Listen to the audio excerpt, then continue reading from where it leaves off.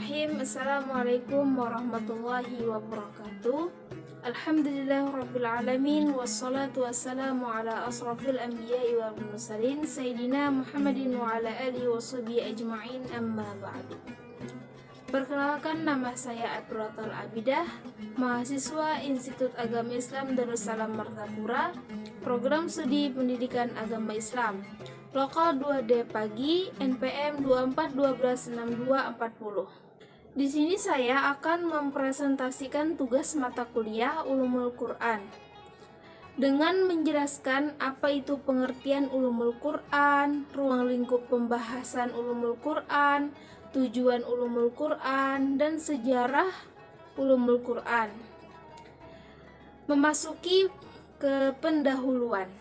Jadi, Al-Quran adalah sumber pertama ajaran Islam dan pedoman hidup bagi setiap muslim. Untuk memahami Al-Quran diperlukan Ulumul Quran. Di sini akan dibahas tentang pengertian Ulumul Quran, ruang lingkupnya, tujuan Ulumul Quran, dan sejarah Ulumul Quran. Untuk memahami ajaran Islam secara sempurna diperlukan pemahaman terhadap kandungan Al-Quran dan mengamalkan dalam kehidupan sehari-hari secara sungguh-sungguh dan konsisten.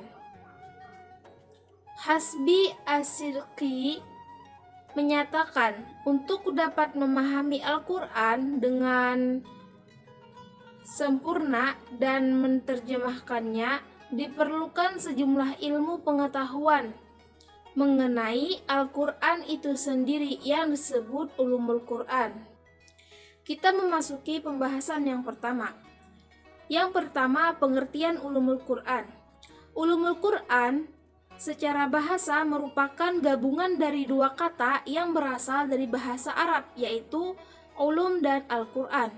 Kata ulum merupakan jamak dari kata yang merupakan bentuk masdar dari kata alima ya'lamu yang berarti mengetahui. Sedangkan Al-Quran berasal dari qara'a yaqra'u Qur'anan yang berarti membaca. Berdasarkan pengertian ulumul Quran yang telah dikemukakan, maka ulum yang disandarkan kepada Al-Quran memberikan pengertian bahwa ilmu ini merupakan kumpulan sejumlah ilmu yang berhubungan dengan Al-Quran.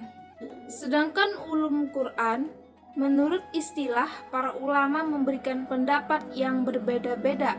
Walaupun pendapat berbeda-beda, tetapi memiliki maksud dan tujuan yang sama, bahwa Ulumul Quran adalah ilmu yang mencakup pembahasan-pembahasan yang berkaitan dengan Al-Quran. Dari sisi informasi tentang asbabun nuzul, kodifikasi, dan tertib penulisan Al-Quran, ayat Makki dan Madani, dan hal-hal lain mengenai Al-Quran. Kita memasuki pembahasan yang kedua, yaitu ruang lingkup Ulumul Quran. Ulumul Quran merupakan suatu ilmu yang mempunyai ruang lingkup pembahasan yang luas. Ulumul Quran meliputi semua ilmu yang ada kaitannya dengan Al-Quran, baik berupa ilmu-ilmu agama seperti ilmu tafsir maupun ilmu-ilmu bahasa Arab seperti ilmu balaghah dan ilmu i'rab Al-Quran. Di samping itu, masih banyak lagi ilmu-ilmu yang tercakup di dalamnya, seperti diungkapkan oleh Muhammad Hasbi As-Siddiqi yang berpendapat bahwa ruang lingkup pembahasan Ulumul Quran terdiri dari 6 hal pokok berikut. Yang pertama, persoalan turunnya Al-Quran atau yang disebut juga nuzulul Quran. Yang kedua, persoalan sanad atau rangkaian para periwayat. Yang ketiga, persoalan qiraat. Yang keempat, persoalan kata-kata Al-Quran. Yang kelima, persoalan makna-makna Al-Quran yang berkaitan dengan hukum.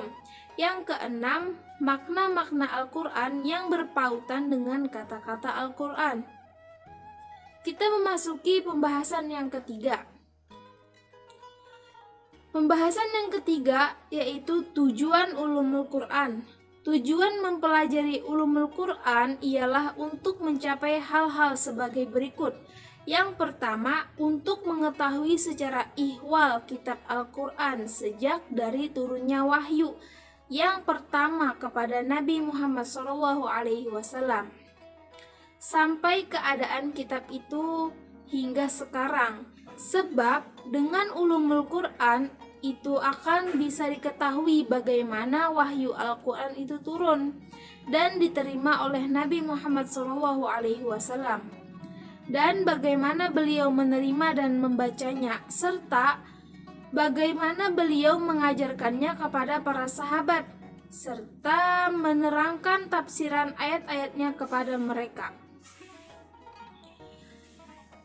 Yang kedua, untuk dijadikan alat bantu dalam membaca lafal ayat-ayatnya, memahami isi kandungannya, menghayati dan mengamalkan aturan-aturan atau hukum ajarannya, serta untuk menyelami rahasia dan hikmah disyariatkannya sesuatu peraturan atau hukum dalam kitab itu.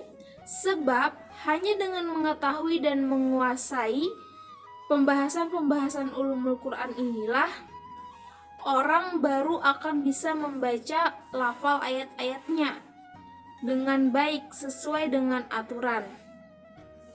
Yang ketiga, untuk dijadikan senjata pemungkas guna untuk melawan orang-orang non-muslim yang mengingkari kewahyuan Al-Quran dan membantah tuduhan orang-orang orientalis yang menyatakan tentang sumber-sumber Al-Quran itu dari Nabi Muhammad SAW.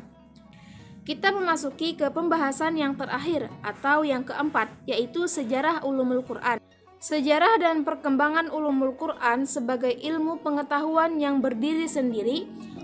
Ulum Al-Quran tidak lahir sekaligus, melainkan melalui proses pertumbuhan dan perkembangan. Istilah ulum Quran itu sendiri tidak dikenal pada masa awal pertumbuhan Islam. Istilah ini baru muncul pada abad ketiga, tapi sebagian ulama berpandangan bahwa istilah ini lahir sebagai ilmu yang berdiri sendiri pada abad kelima. Karena ulumul Quran dalam arti sejumlah ilmu yang membahas tentang Al-Quran baru muncul dalam karya Ali bin Ibrahim Al-Hufi yang berjudul Al-Burhan fi Ulum Al-Quran. Sekian presentasi dari saya. Salah khilaf mohon maaf. Wallahu muwaffiq ila aqwamit thoriq. Wassalamualaikum warahmatullahi wabarakatuh. Bobby Valentino.